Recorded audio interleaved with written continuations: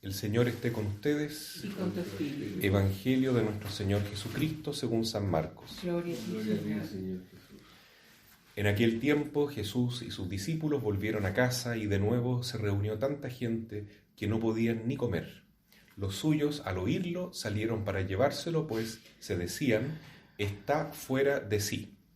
Palabra del Señor. Gloria y honor a ti, Señor Jesús.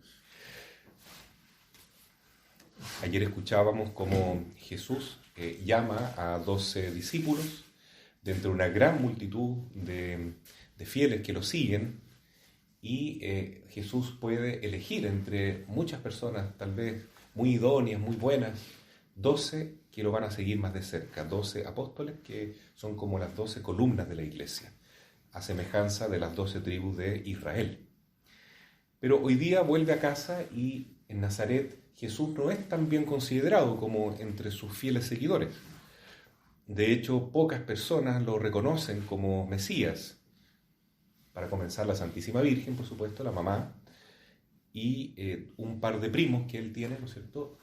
Santiago de Alfeo y Judas Tadeo, que son primos, hermanos de Jesús, por el lado de la Santísima Virgen, y que tuvieron esta oportunidad de seguir al Señor de cerca, pero la mayoría de los nazaretanos no confiaban en Jesús, no creían que él estaba cuerdo, creían que estaba loco en realidad. Eso es lo que dice la palabra hoy día, está fuera de sí. La gente lo va a buscar a Nazaret, él sigue hablando cosas que nadie entiende, y eso entonces hoy día también se puede reconocer, porque las personas que quieren hoy vivir el cristianismo, la fe, en plenitud, van a ser consideradas de todas maneras como locos o fanáticos o personas demasiado radicales. Como hemos comentado en estos días, ya que parece ser que el pensamiento de la mayoría va para otra dirección. Así es que yo creo que aquí tenemos un buen modelo para no sentirnos tristes si de repente nos dicen eres demasiado exagerado, eres demasiado loco, ¿cómo se te ocurre seguir a Jesús de esa manera o ser católico tan radical, tan fanático? Bueno, eso le pasó a Jesús y eso le pasó también a todos sus discípulos, que cuando ya lo siguieron de manera más plena con el Espíritu Santo, acabaron todos siendo martirizados, sufriendo por causa de Cristo.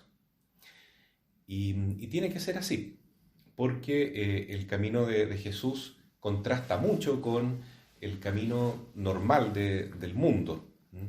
La Santísima Virgen, por eso cuando se aparece en Fátima, repite las mismas palabras que Jesús cuando él hablaba al comienzo de su predicación. Conviértanse, crean en el Evangelio, penitencia. Hay que cambiar la mentalidad que tenemos, porque si nos mundanizamos mucho, nos secularizamos, es decir, nos dejamos llevar por la masa, por la corriente, por lo que dice la mayoría, y como actúa la mayoría, caemos en el peligro de adormecernos tal vez, y de no poder vibrar con el mensaje de Cristo como debe ser. Jesús lo dice claramente muchas veces, el camino que lleva a la perdición es ancho, muchos entran por él, es fácil, es de bajadita. En cambio, el camino que lleva a la salvación es un camino empinado, angosto, una puerta estrecha, es con cruz, es con piedras, es con espinas, y pocos lo eligen, porque no es un camino agradable y no es el que utiliza la mayoría. A veces nos sentimos seguros porque la mayoría sigue por una determinada dirección o porque tiene determinadas costumbres y pensamos que si la mayoría lo hace está bien. Pero Jesús entonces viene a romper esquemas y actúa distinto, ¿no? Y quiere que también nosotros en alguna medida también participemos de esta locura que citaba nuestra santa chilena, Santa Teresa de los Andes. Ese loco de amor me ha vuelto loca, decía Santa Teresita, ¿no? Y por eso ella se entregó de esa manera tan plena. Me acuerdo una vez cuando yo estaba haciendo mi discernimiento vocacional, tenía alrededor de 16, 17 años, y hablé con mi abuelita materna, la Nina, y ella ya percibía que yo quería ser sacerdote, ¿no? Entonces me decía, pero Raimundo, si el sacerdocio parece ser como una vida antinatural, porque tú no puedes formar una familia. Me acuerdo hasta hoy de esa conversación, porque yo sé que la Nina, que era muy católica, muy rezadora, muy religiosa, no lo hacía para tentarme o para ponerme a prueba, sino que lo que ella quería era ver hasta qué punto estaba firme mi fe. Y en ese momento, por pura gracia de Dios, yo dije, no, es que lo que pasa, Nina, es que no es un camino antinatural, sino que es un camino sobrenatural, porque si uno vive la vida religiosa, vive su celibato contento y vive el sacerdocio, eso no lo hace con fuerza humana, sino que Jesús que nos da la gracia que necesitamos para vivir así. Bueno, la verdad es que no sé cómo, siendo tan chico, me salieron esas palabras, creo que fueron inspiradas, y es verdad. Pero también es cierto que muchas veces uno en el camino no vive siempre con el Espíritu Santo, ¿no? Muchas veces se nota esa hebra que tenemos humana, pecadora, ¿no es cierto?, en que también nos mundanizamos un poco. Y eso inclusive aparece constatado en los evangelios muchas veces, cuando los discípulos actúan santamente y cuando actúan de manera no santa. El evangelio no esconde esa realidad, es bien transparente, ¿no? Por ejemplo, cuando Pedro reconoce que Jesús es el Hijo de Dios y da esa señal en Mateo 16, Jesús lo alaba porque está hablando con el Espíritu Santo, está actuando de manera sobrenatural. Pero inmediatamente Pedro le dice a Jesús, Jesús, a ti no te conviene morir en la cruz, nosotros te vamos a defender para que nadie te haga daño. Y ahí Jesús le dice, inmediatamente después de haberle dicho esa alabanza, apártate de mí, Satanás, me haces tropezar. Ahora estás pensando de manera humana y de manera mundana.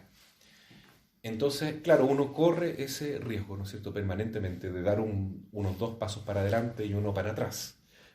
Pero Jesús y la Santísima Virgen, al menos, son 100% santos, inmaculados, y ellos siguen un camino perfecto que nunca el mundo va a poder entender. Tampoco su familia.